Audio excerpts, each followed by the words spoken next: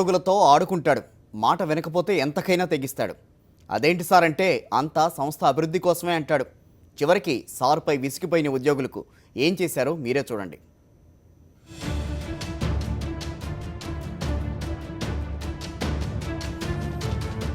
గుంటూరు జిల్లా Sattenapalli RTC depot ఆందోళనతో అట్టుడికింది.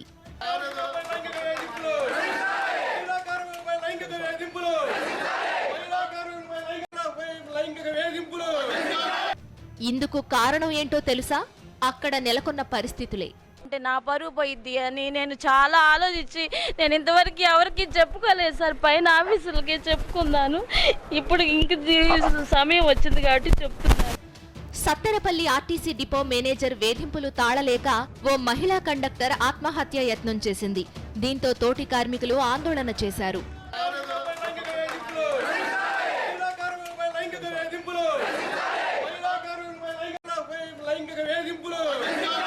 అసలేం జరిగిందంటే సత్తెనపల్లి డిపోలో కండక్టర్గా పనిచేస్తున్న ఓ మహిళ అనారోగ్యం కారణంగా లాంగ్ లీవ్ పెట్టింది.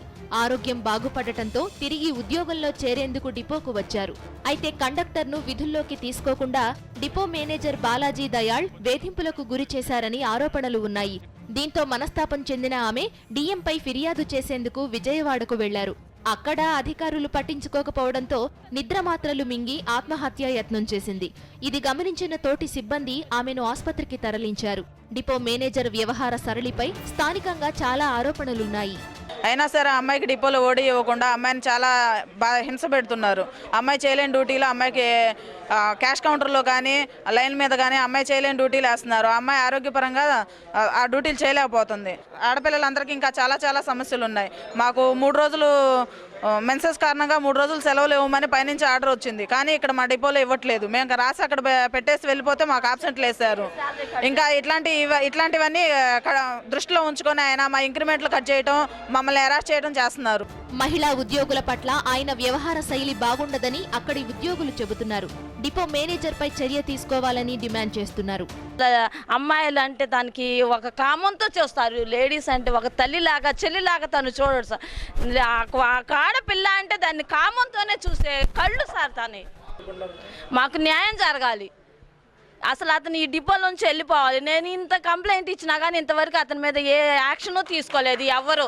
ఈ కంప్లైంట్ ఇచ్చి కూడా 1 year అవుతుంది. ఇంతవరకు ఎవరు అతని మీద యాక్షన్ తీసుకోలేదు. అంటే ఒక పై అధికారి తప్పు చేస్తే వదిలేస్తారా?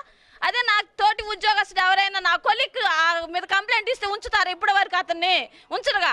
ఒక విధ్వంసకరమైన డిఎం అన్నమాట. అతను ఏం చేసా కార్మికులు కనీసం కార్మికుల చెవిడట్లా. అసలు అతను కార్మికుల్లా కాకుండా కనీసం బయట తిరిగే కుక్కలా చూస్తున్నాడు. అసలు బెదిరియటం అంతా చేస్తున్నాడు.